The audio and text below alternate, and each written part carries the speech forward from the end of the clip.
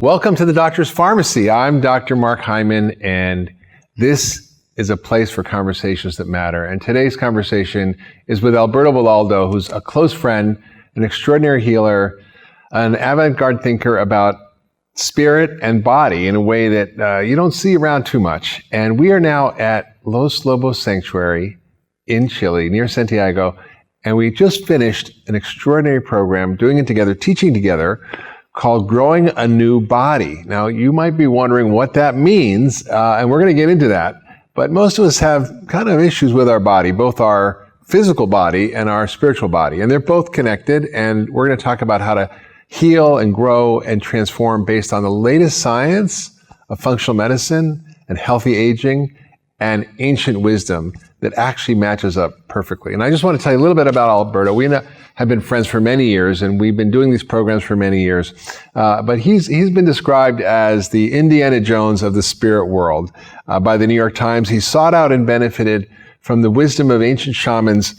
And the story you told me was once just fascinating, Alberto, which was that there was this small group of Incan shamans that kept the wisdom for 500 years, that lived at 17,000 feet, and they preserved the ancient traditions. They were completely unknown to the rest of the world. And about 50 or maybe 60 years ago, they came down from the mountains. They were spotted by somebody because they saw these ponchos that were actually part of this ancient Incan culture that they thought had been extinct.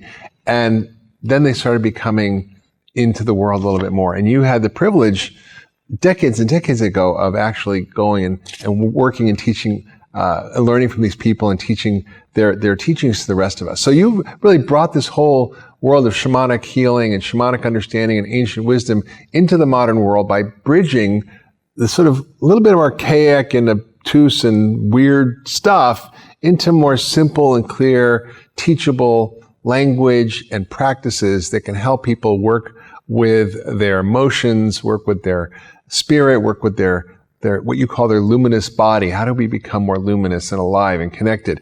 And you know, weren't just a guy running around the jungle with shamans, you know, shaking rattles. You had pursued your doctoral studies at San Francisco State. You were studying anthropology, and you were really interested in mind-body medicine. You had really done your spiritual journey over the last 40 years, looking at how we can bring these teachings from the ancient world back into the modern world. And you created a school, the Light Body School and the Four Winds Society, to help bring these teachings around the world. And now there's literally thousands and thousands of people bringing this wisdom and ancient teachings and energy medicine, which we're going to talk about, into the world. So you've been around the block. You've written 17 books, which is impressive. I'm only up at 16. I got to catch up a little. Many of them New York Times bestsellers. And you, in your later years, you've sort of come to appreciate a different set of energies, which is the physical energies that allow us to express our spiritual energies and how we can correct those, how we can rebalance those. And it's led you to the world of functional medicine. And that is really how we sort of got to know each other through this work. And we started doing these programs in different parts of the world, and detox programs, and people, we didn't really know what we were doing. We just would bring people together and have these great experiences. And people have these extraordinary transformations in just 1 week. And so you created this new book, which is coming out in March, right? 2019. And it's called Growing a New Body, for those of you who want to check it out.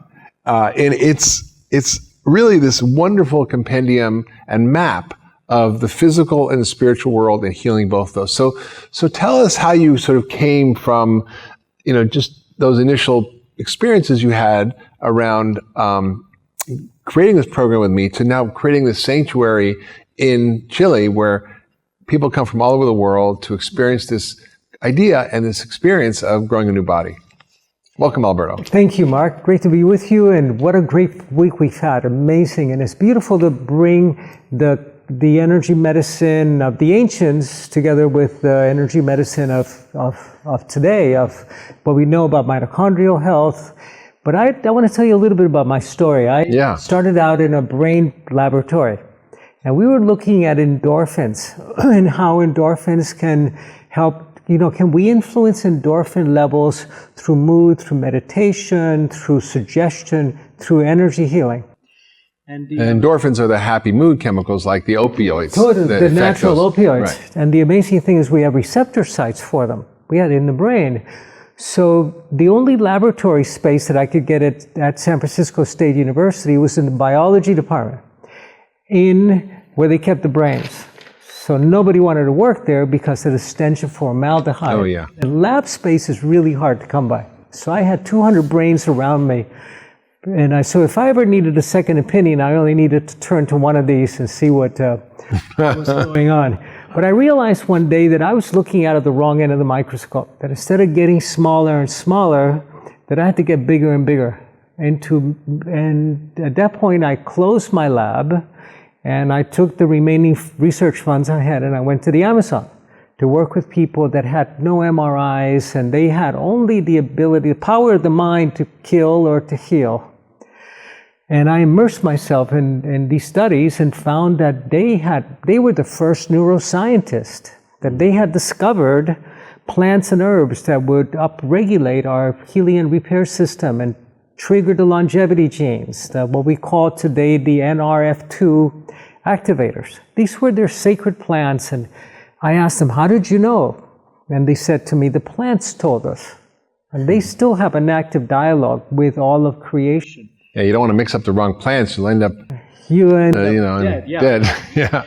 So what I loved about the shamanic teachings is that they were systems-based. And that's the essence of functional medicine as well. You have to look at the entire system, not just the gut and the brain and the organ that's dysfunctional, but what is the entire system, including the social system and including your relationship to nature. So it's a big system. In the West, before we can understand the workings of the universe, we have to understand the workings of a blade of grass. For these indigenous cultures, before you could understand the workings of a blade of grass, you have to understand the workings of the cosmos. So the systems were very, very big. But they were all founded on the notion that we're energy beings, that we're luminous beings, we're energy beings, and that we have a luminous energy field that surrounds the physical body and organizes the physical body in the same way that a magnet will organize iron filings on a piece of glass. And this field is an information field. And we have electrical signals going through our nerves all the time, and we know that our heart, our brain, our muscles, huge, electromagnetic signals. And we know that there are magnetic fields that are created by electrical fields. And this is an information field that we have to work with, that today is very kind of weird and strange and hokey, but it's the same thing that happened 150 years ago when people started talking about microbes and invisible creatures and viruses that could affect your health. Right. So we're making progress. We're moving towards incorporating not only mitochondrial energy and the energies of the body, but the energies of the field. Yeah, I mean, it's sort of an abstract idea, right? The luminous energy field, the energy body. It's not something we talk about in medicine. It's not something that people really understand or access. How do you sort of bridge that gap of confusion between what actually is it and how do you access it and what does it do? And it just seems very vague. I think most people listening to me were like, that sounds cool, but what do I do? Well, we can measure that today in the laboratory with the equipment, really sophisticated equipment, squids, the superconducting quantum impedance devices that will measure the field. But we think of this field as energy and as fuel, but that's changing in the same way that we used to think of food as calories. We're now understanding that the field is information and that it contains a blueprint for your health, that this is what you inherited from your family. So when I was in the Amazon, I got to work with some of the sorcerers. And the sorcerers were the ones that harm people, that hurt people. And I asked one of them, how do you hurt someone if you want to do away with someone? What do you do? They said, well, we'll track their energy. We don't go and punch them in the face or put a brick through a window. We track their energy field and we go, there's breast disease that runs in this family or heart condition. And they find that imprint, that dark quanta of energy, and they find it and they activate it. It's like double clicking on a program in your computer, and that person will die from heart disease. The shaman, on the other hand, will do the same thing, and will find that there's an imprint for the generational imprint that comes from the mother, maybe for a breast condition, and they can clear that energy. They can upgrade the quality of the information in the field to change the probability of that person getting a heart condition. It's epigenetics, in effect. Not only are we modulating our genetic expression through our foods, but energetically through stress is one of the ways that we recognize, and also we have the ability to upgrade the quality of the field. Yeah, and people may sound abstract, but people know you walk in a room, someone's got good energy, they've got bad energy, they've got toxic energy, they're full of light, they're full of happiness, they're full of joy. You actually can feel it when you walk into a room, and you're talking about a culture that has really deeply understood this and deeply mapped it out in a way that they learned how to work with it, to facilitate shifting that energy, to clear it, to move things through, to get unlocked from locked emotions and toxic thoughts that actually impair your ability to be awake and engaged and what you call luminous. Yeah, and for them, actually, what happens in the field is even more important than what happens in the material world. This is the invisible world, that the dream time that they interact with and live with. But for us, for our health, we not only have to eat well and drink clean water and sleep well and exercise, but also upgrade the information in the field, which is going to modify your genetic expression. See, I thought I only had one body to take care of, my physical body, but now I've got my luminous body to take care of. And what's so great about your new book is you talk about both of these in the same context. The interface between them. And the interface is mitochondria. Turns out that it's the energy factories in our cells. The power plant. The power plant. But the other thing that mitochondria do besides produce energy is that they're in charge of the death clock. They tell cells when they need to die. And if the mitochondria are not functioning properly, you have cells that want to live forever. That's what we call cancer. Or cells that die too rapidly, and that's accelerated aging. And they communicate through biophotons. They communicate through light. We're in constant communication, not only through hormones and other communicating molecules, but energetically. We're in a constant dialogue with the environment and with each other. If the energy is good, you want to be with someone. If the energy is bad, you feel that. It's your gut instinct. And a lot of it happens with your gut flora. So that's the relationship between the energetic and what we call the spiritual. Now, today, unfortunately, we think that the spiritual is religious. And religion has nothing to do with it. No. Because, religion gives you easy answers to the tough questions. Right. And you can, be at peace and not think about it. Spirituality confronts you with these tough questions. Not a lot of answers. But there are no answers. Who am I? Who am I?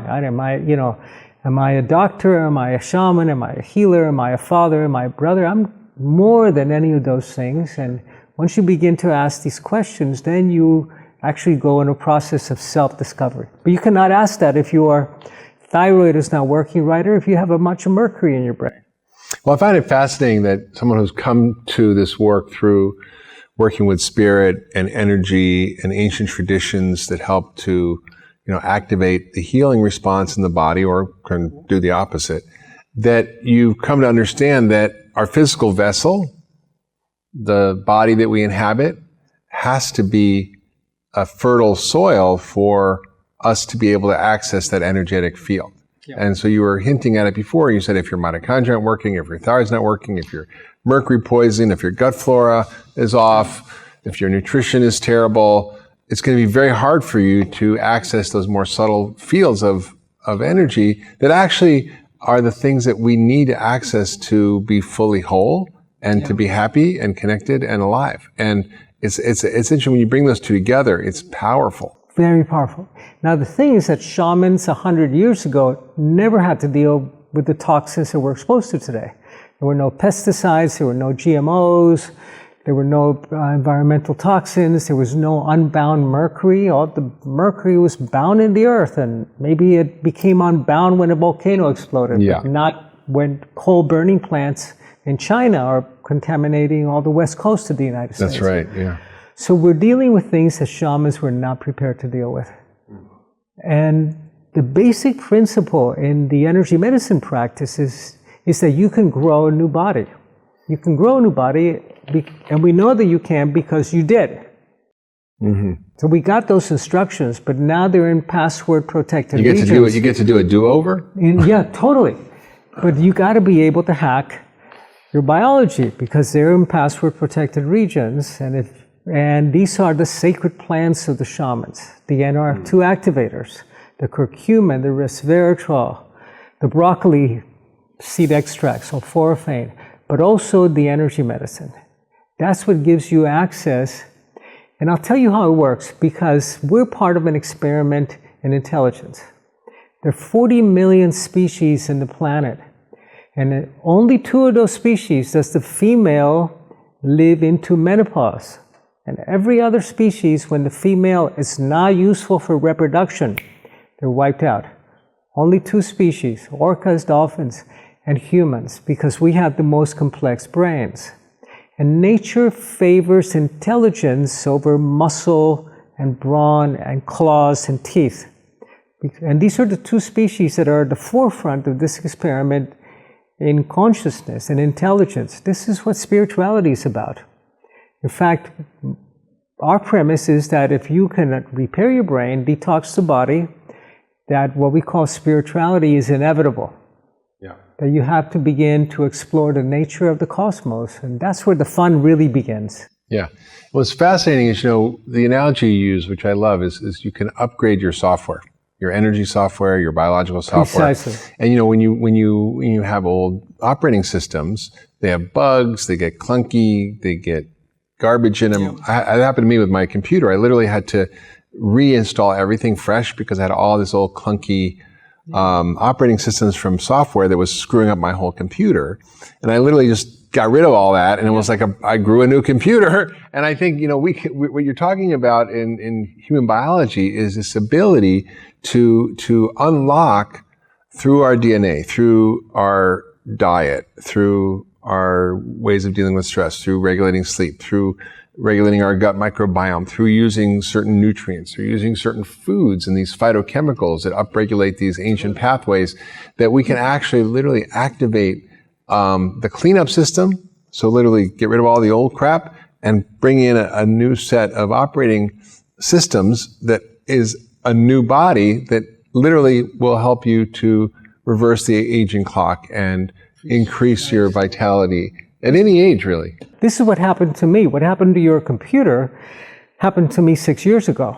I had all these viruses and bugs. As an anthropologist, I'd been in jungles in Africa and Indonesia, in Mexico, Brazil, and picked up all of these parasites along the way. And at one point, my system collapsed. I had a liver that was dead, basically, a heart that was full of holes. I had parasites in my brain. And you remember that. I remember. You helped me through that. I did. That phase. So I had to grow a new body. First I did the Western medicine to kill all the parasites and bugs, and Western medicine is really good at killing things. And then... But not so much growing things. But then I had to go and grow a new body. The doctor said to me, you're never going to be able to hike up a mountain again. And I love, going up into the high mountains and doing visiting ancient archaeological sites.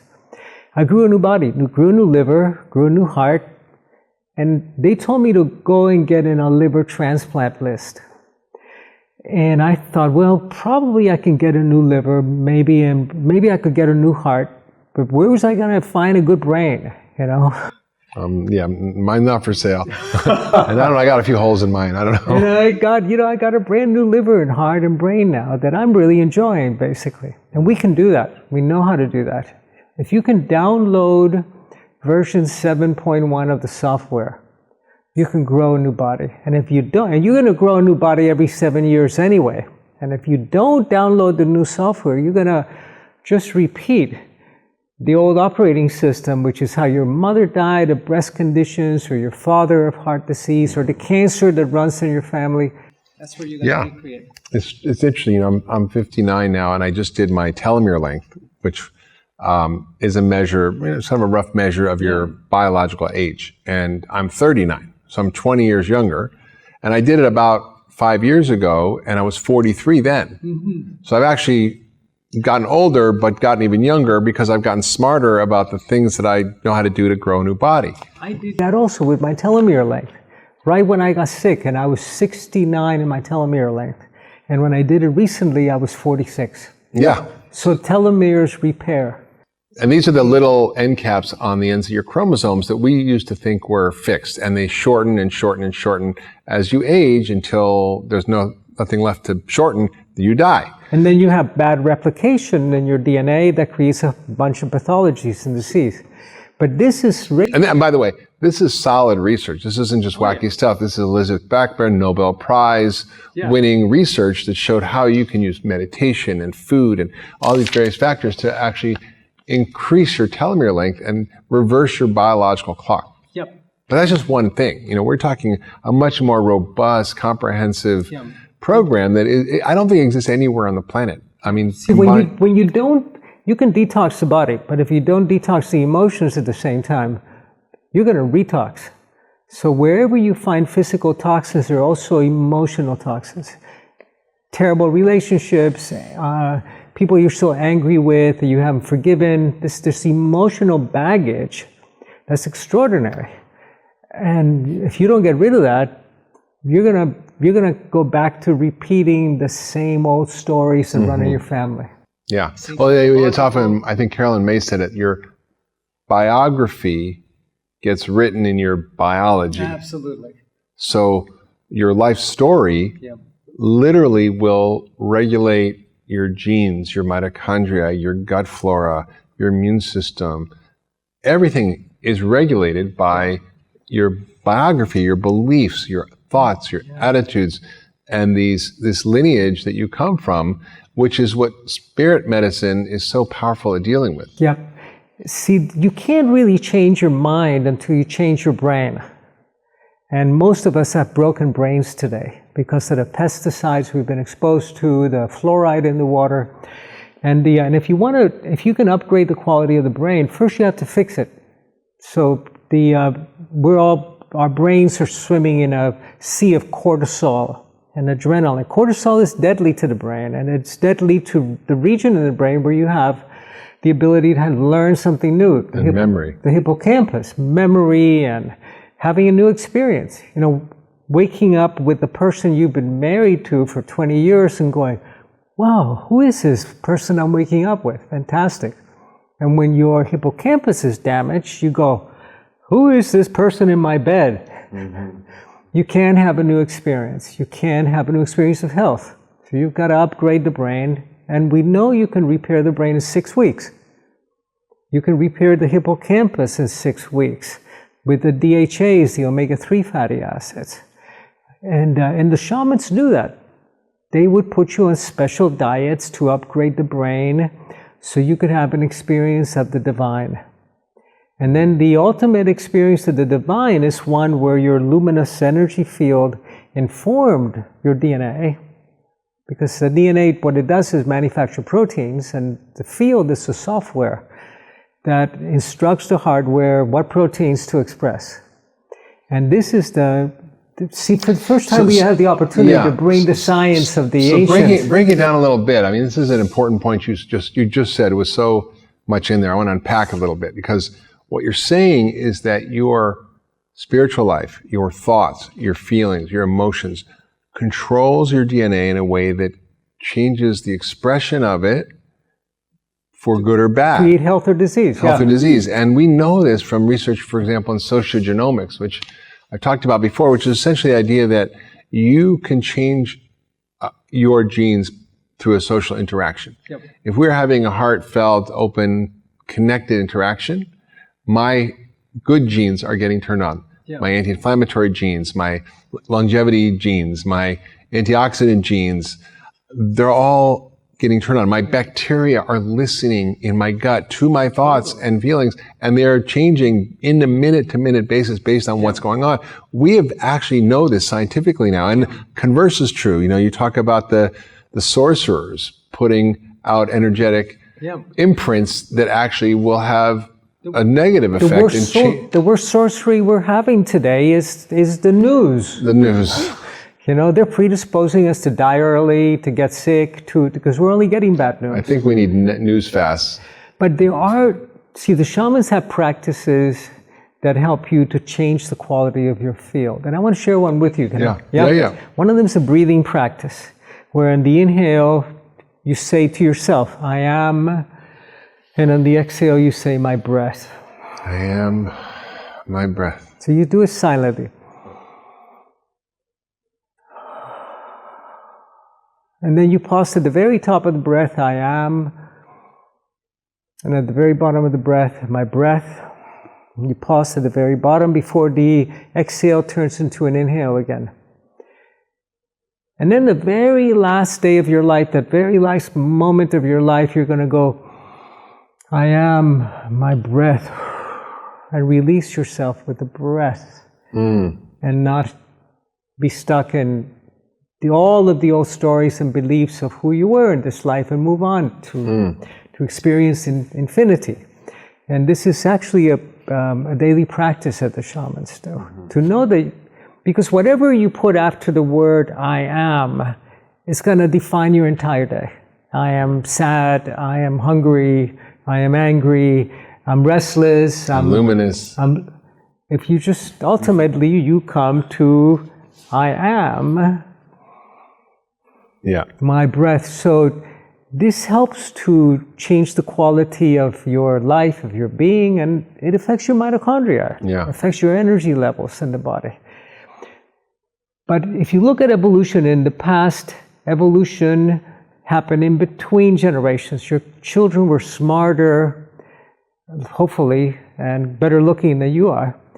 But during times of great crisis, evolution happens within generations. It's called quantum speciation. And today we're facing an amazing global crisis, and Mother Nature has taken the foot off of the brake and stepped on the accelerator because of the loss of species that we're experiencing. So we have the opportunity today to take a quantum leap within our generation, in our health, not just to maintain our health, but to even get healthier than we ever were during our lives by unfolding that DNA strand another twist, and by downloading the codes of a new human. And these shamans that you spoke about, that came down from the mountains 50 years ago, they came to deliver a prophecy of a new human being born on the planet today. But more than the prophecy... And what is that new human? They called it Homo luminous, not Homo sapiens. And that new human is us. Not our children, not the child that will be born, not the indigo kids, but us. We have the opportunity to quantum leap within our lifespans. But even more than the prophecy, for the shamans, the important things were the processes. What are the processes? How do you upgrade the field? How do you detox the body? That's what we have to contribute to it. Because you can't become luminous, enlightened, if you're full of toxins in your body. So this is really important point. How do you feed the body? Because you can't grow a new body on French fries, right? That would be a very strange body. And we have the opportunity to do that today. And in our programs, in the Grow a New Body program, we can start that process in 7 days. And that's what the book is about. And what's so beautiful is, I first started doing this, I guess, in 2004, 5. And then brought you into this, and then you've evolved the program. And, it was a very exclusive, private experience. And we refined it, and you've taken it and created a sanctuary here in Chile where people can come and have that experience. And it is exclusive. But you've also taken what we learned and what you've learned and translated into this book, Growing a New Body, which is subtitled How Spirit and Power Plant Nutrients, power plant is your mitochondria, can transform your health. And you've taken all that wisdom, intelligence, and knowledge over decades and have put it into this practical program that people can do at home, which may not have all the bells and whistles. There might not be a fire ceremony or But no, there's a fire ceremony that they do at home. Okay, in your backyard. See, because the ancient brain... Maybe a candle. With a candle. The ancient brain needs ceremony to change. Yeah. You cannot change your mind, particularly this old brain that we have, the brain of fear and scarcity. You cannot change that brain unless you do ceremony. That's why people get married and there's birth and death rites. Yeah. You got to create a ceremony so you can change. Yeah. And once you do that, the ceremony then becomes a sacred act that you create, not somebody else's ceremony, but yours. So let's break down what we do here and what's in the book, because I think it's going to be very interesting to people to understand the components that we provide, the structure to grow a new body and start that process in a week and see the transformation. Because we're like, if I have this or this problem, I'm really sick, blah, blah, blah. Yeah. Like it's going to take months or years to get better. It actually is amazing how much change happens in a week. You probably see 50% of the change you're going to see in 7 days, and then the next few months, the rest of the 50. And it's powerful. So talk us through the components of the program and how it's designed and what we expect. Well, first you've got to work at the physical level, because the physical is, this is the vessel that holds the spirit. And first you got to detox the body, take away everything that's poisonous. So the allergens, we take away the dairy, the gluten, the corn, anything that may be a potential allergen. Processed foods. We serve natural, organic, pick that morning foods and we do a particular focus here that we protein load at the beginning and at the end of the program. And then we cut out most of all the animal proteins, and so that you are actually cycling your proteins. You have your protein load at the beginning and at the end because you need the proteins to build a new body. But then we put the body into what it believes is a starvation mode. And they're really not starving because they're getting a lot of food. The food's amazing. Food's incredible. We have amazing chefs. But the body thinks it's starving, and then it kicks into repair. Because once you trigger that starvation system, all of the repair systems go on. And then this is what allows you to grow a new body. First you detox, and then you switch on the repair genes that are switched on by the supernutrients that turn on the sirtuin genes, the longevity genes. This is powerful. So let me just break that down, because there's really two steps. One is we have an embedded biological mechanism that's well described scientifically, that's the garbage truck that comes and cleans all the waste out. It's called autophagy, which literally means eating yourself. So you eat all the waste and get rid of it.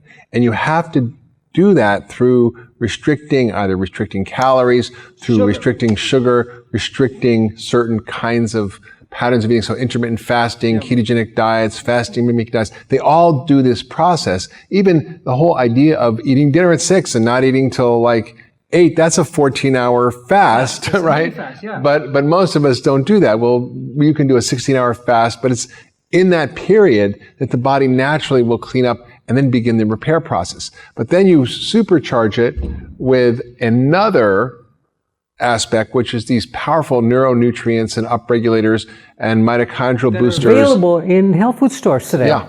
I was in the Amazon for 20 years eating these barks and roots that were disgusting and horrible, and now you can get the stuff at the health food store. That will trigger all of those repair systems. And these systems have been dormant for many of us, because after the age of 35, many of these systems shut down. Yeah. Because nature invests heavily in the reproductive years.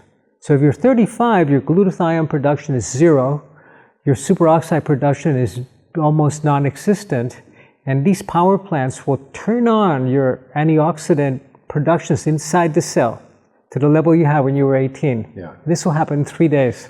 Yeah, so that's the power of this, is you take away the things that are going to be causing the waste accumulation, and you activate healing pathways through an anti-inflammatory, low allergen, phytonutrient dense, detoxifying diet that's low in certain proteins that can trigger various pathways that you want to put on pause. It's not that protein's bad, it's just that you have to understand the biology of it. And then you step in with a whole series of cocktails of phytochemical nutrients and supplements that actually activate these pathways. That's it. And we know how to do that today.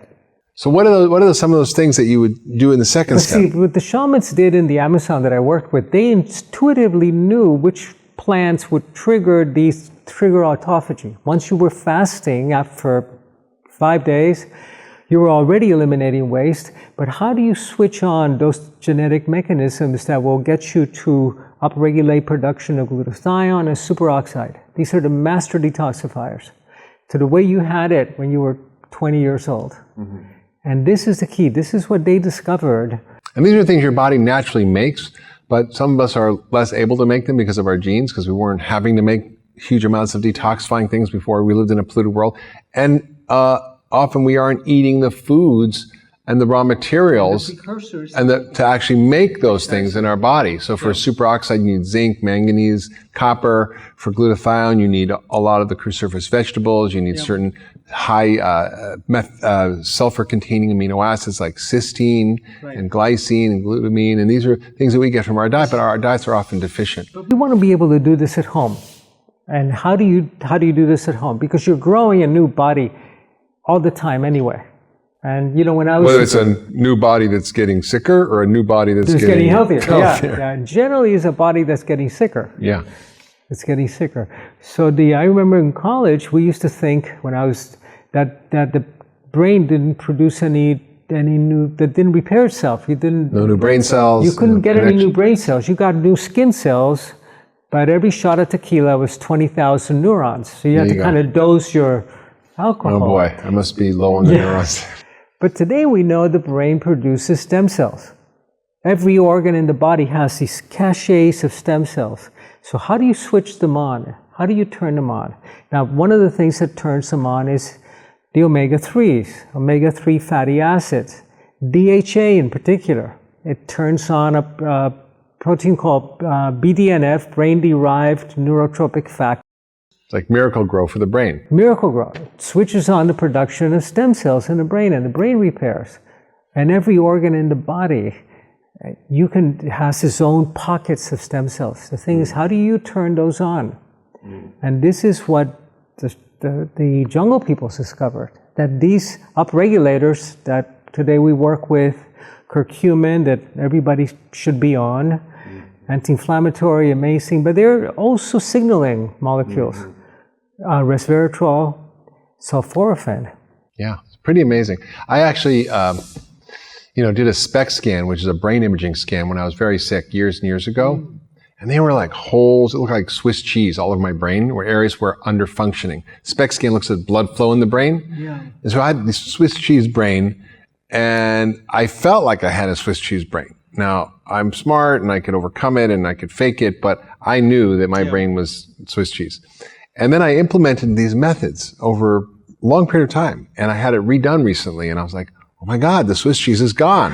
And I'm like, how could this be? This is, 20 years later, my brain looks 30 years younger. Yeah. You don't want it to look like brie either. That's all kind of syrup, Right, no.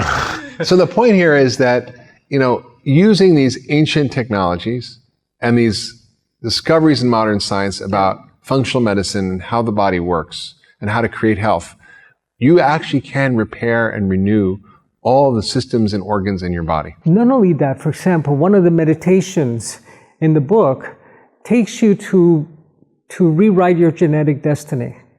So it takes you on a journey to follow your timeline back to the moment of your conception and to imagine yourself inside this beautiful luminous egg in your mother's body, and you're sitting there meditating. Because in ancient times, before your conception, your mother would be attended by the women, that she would be bathed, and your father would go up the mountain and do vision quests. But, when I was conceived, my father had a little bit too much whiskey, and my mother had no experience. So here, my genetic destiny was selected in this moment of too much alcohol and fear. And imagine what that imprinted me, 23 chromosomes of alcohol, whiskey, and fear. So you're scared of whiskey, or is whiskey scared of you? So in one of the meditations, you go back to the moment of your conception, seeing yourself inside this luminous egg that's huge. Your mother's egg is gigantic, and there are all these tiny sperms, and biology tells us that it's the fastest swimmer that gets there first. Now, the egg goes, I like you. Come, give me all your genetic material, but keep your mitochondria. Yeah. Because it's only the mother that has the mitochondria. And then you summon, strong heart, clear brain, good bones, and you can reselect. I don't know if you can really travel to the past, but I know that this exercise is an epigenetic regulator that helps you begin to select for strong bones, good brain, good memory, good heart, strong heart, because we know we can select for those genes. And what's beautiful is, we can say eat this food, take this supplement, but you also have practices in the book that allow you to access these more esoteric realms that are pretty simple and straightforward to get into. It's just that we're never trained in them. We don't know how to do them. We talk about meditation or yoga, but you're taking this to another level. Totally. See, the thing is, when you upgrade your intelligence, you're not operating from this fear-based brain that lives in scarcity. And this brain loves sugar. It runs on sugar. And you can upgrade to a higher brain, the neocortex, that prefers the fats. It loves the fats. It burns fat for fuel. Then you can participate in selecting your genetic destiny. Yeah. So you're saying what I wrote the book Eat Fat Get Thin, but it's the idea that sugar is brain poison. Totally. And it's a mitochondrial poison. Yep. And you cannot. It's a liver poison. It's a heart poison. Yeah. It's a gut microbe poison. It steals your future. So that today we're living longer, but we're living longer sicker. The health span has now been increased in the last century, but the morbidity those last years where you're sick is what's grown, and we don't want that. We want to take our vitality, our sexuality, our humor with us until we're 120. And they actually have done studies on this. There's a guy named James Fries who studied longevity and habits and this idea of health span and lifespan, right? Your health span is how long you're healthy. Your lifespan is how long you're alive. You want them to be the same, right? Not your health span being 60 years and your lifespan being 90 and you die, after being in bed in a nursing home for 30 years. Yeah. That's no fun. And what he found was that people who kept their ideal body weight, who didn't smoke, and who exercised actually could what we call rectangularize the survival curve, meaning you go along super fine and then just boom, you fall off a cliff, as opposed to this slow decline. Yep. And it was breaking the idea that we've had that if you have a culture of people who live a long, long time, they're going to be sicker, they're going to need more services, they're going to cost more to society. I mean, you were just talking about your 96-year-old mother and her 97-year-old husband are taking a trip to Germany and like running around the world and in their late 90s. And I put my mother in the program. I put her on the program 5 years ago. She'd been living with pain for 20 years. And she's saying, "Oh, Alberto, I'm finally pain-free for the first time in my life. I'm pain-free." And this is, 5 years ago, we went to see a spinal surgeon because she was having a lot of pain in her lower back, and the spinal surgeon said, "Well, there's inflammation here in this nerve, and we could go in, but you're 94 years old. I don't know that we can do surgery."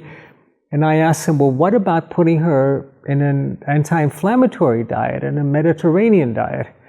And he says to me, "I'm a surgeon. I'm not a nutritionist. I don't know anything about anti-inflammatory." At least he's honest. He's honest. So I did. Her pain diminished by 80%. Yeah. It's amazing. But the other part is what's in the field is our emotions. And we have to heal our emotions. Now, for the shamans, all emotions are toxic. You got to get rid of them and replace them with feelings which are authentic.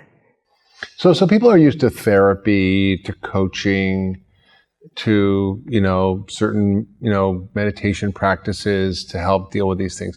What you're talking about is a different way of handling it that's based on ancient wisdom, shamanic healing.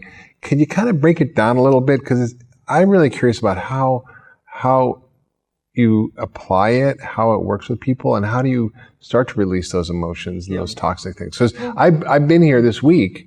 We've been doing the program, and we've been going through all sorts of interesting ceremonies and rituals, whether it's the fire ceremony or the spiral ceremony or the cord cutting ceremonies, and they all are symbolic. They're all ritualistic, but I can really feel a shift in places that I found I was stuck in around family issues or around what is coming up next for me in my life, how I want to design the next, 50 years of my life, because I'm going to be 60 and I'm thinking, okay. And I feel like talking about it doesn't always do it. Yeah.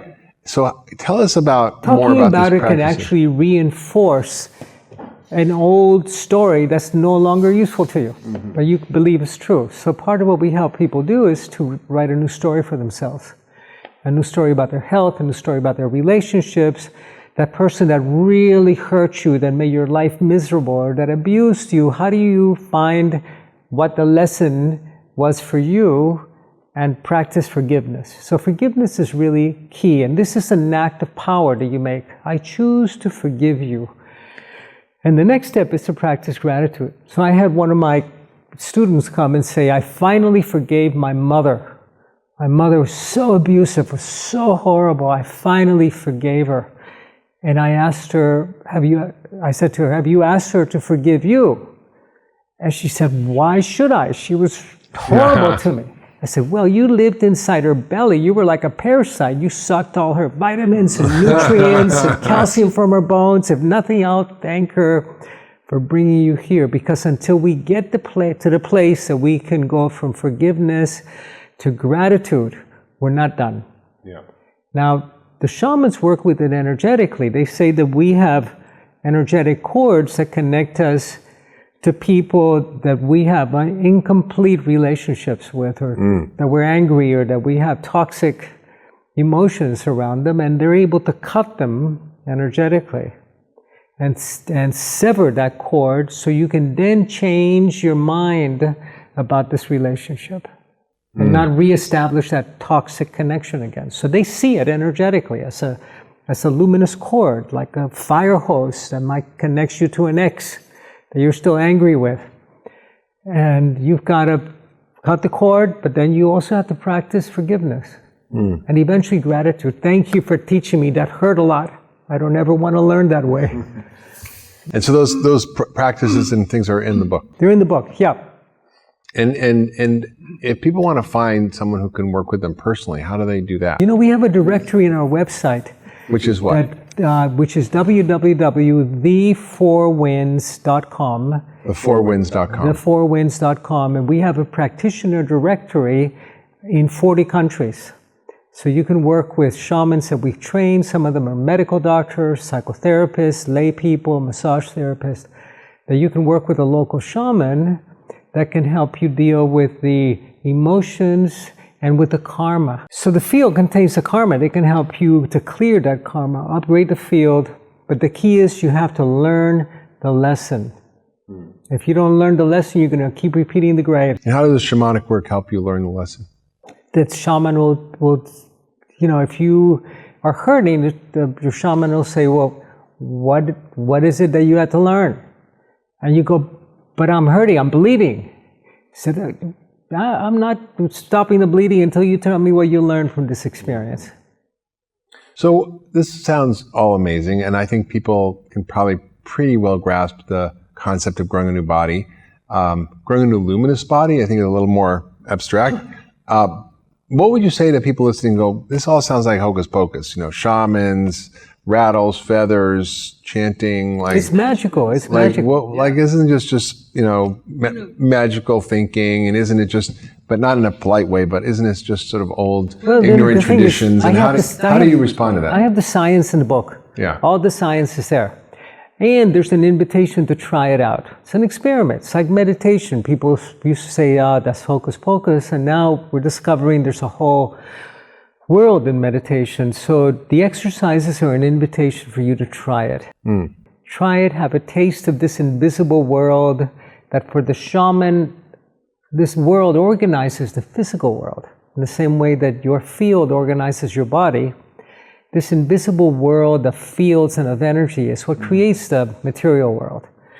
It's pretty interesting. I read some extraordinary studies of distance healing and things happen at a long-term effect have been rigorously done in clinical trials, which is shocking. It's like, how can you have a bunch of people praying for somebody and they get better? Whereas other people will just, talk about the weather and the person doesn't get better. Or you shared with me a story of the rabbits, where they tell us the story about the rabbits in the submarines. Well, this when you enter into this space is non-local. It's non-local to time or to distance. So they took a rabbit and... That's Deepak Chopra's, I think, email, non-local reality.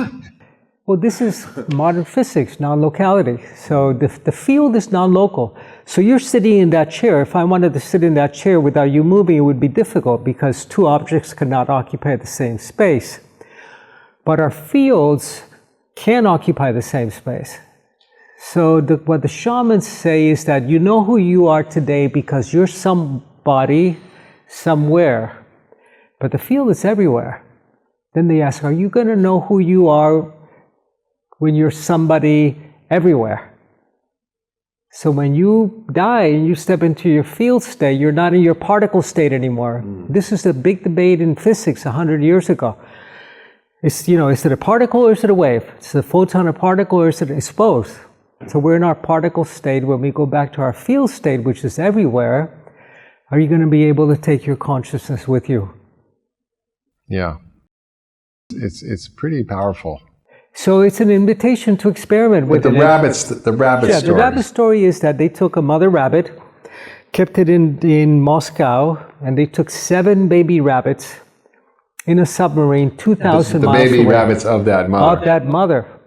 And they hooked her up with electrodes, brainwave monitoring, EKG, and they sacrificed the babies one at a time. It's a gruesome experiment, but it proves the point. This is so. Every time they sacrificed one of the rabbits, the brainwaves would go crazy. Even though the behavior of the mother didn't change, but unconsciously, she was registering the fact that one of her babies had been killed. Now, mothers know this.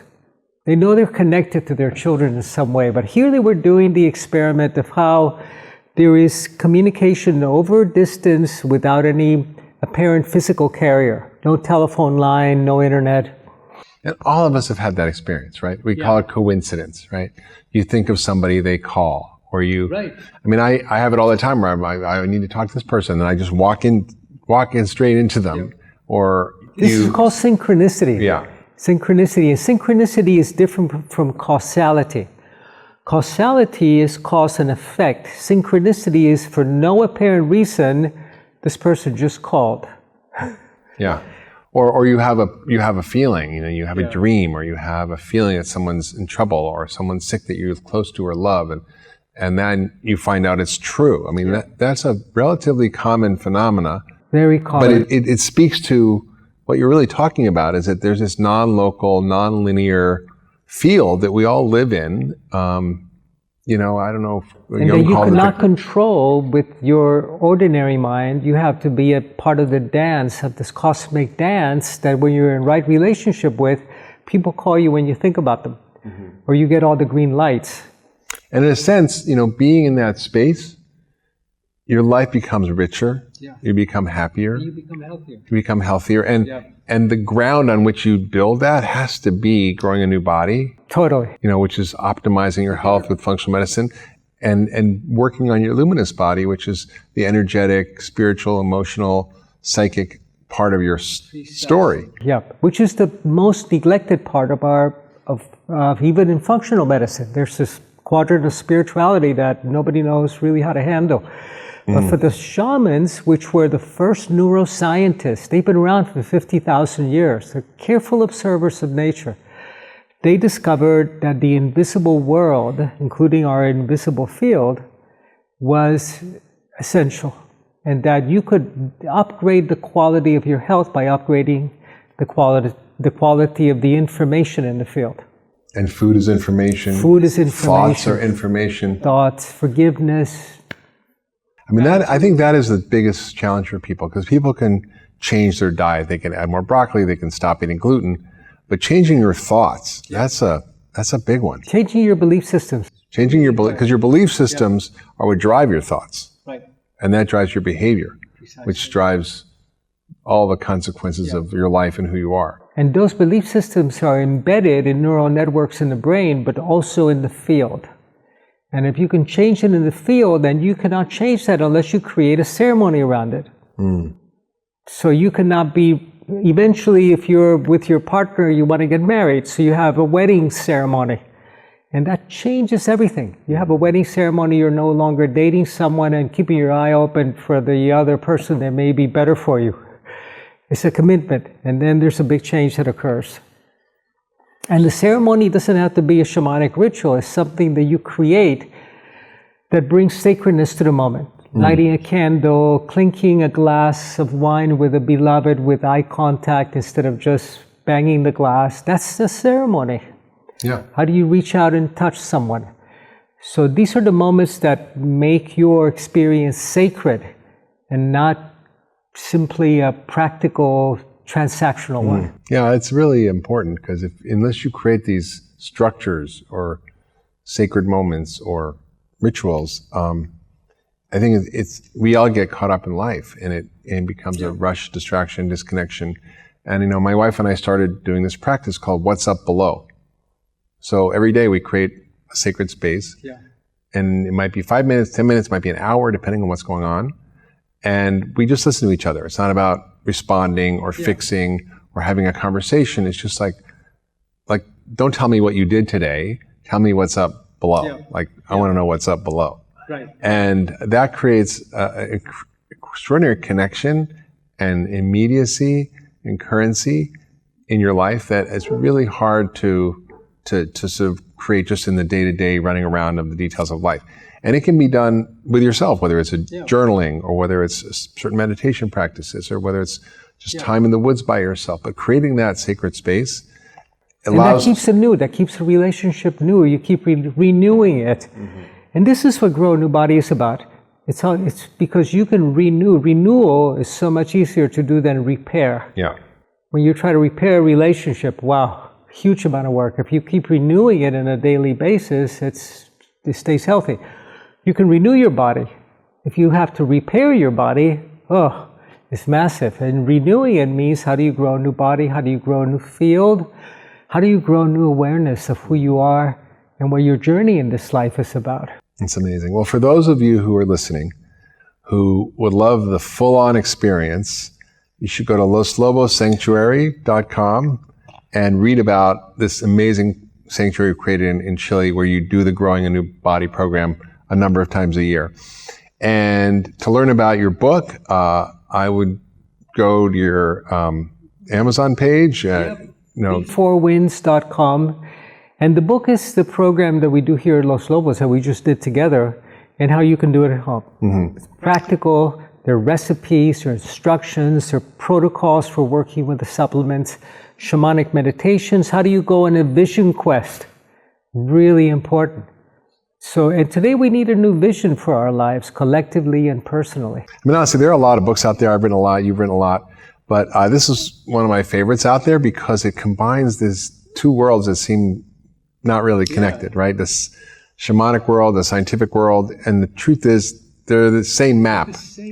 It's just different language, and they're describing the same phenomena using different words, and the biologic map of the universe and the shamanic map turn out to be very similar. And you created a container where people can actually experience a very well done book. It's practical. It's not too long. It's really clear, and it really takes you through the work that I've been doing for decades and the work that you've been doing for decades, and synthesizes it in a way that I don't think exists out there. So anybody listening, go right now to Amazon, get the book, go to the fourwindssociety.com to learn more about Alberto's work, and stay tuned for more from Alberto, because he's not going away. He's just getting younger every day. Thank you, Mark. So great to be with you. Great to spend this week together that we just did. Yeah, it's been quite amazing. So thank you, everybody. You've been listening to The Doctor's Pharmacy, a place for conversations that matter. I'm Dr. Mark Hyman. If you love this podcast, please share with your friends and family on social media. Leave a review. We'd love to hear from you. Sign up if you haven't already as a subscription to get the podcast every week. And we'll see you next week on The Doctor's Pharmacy.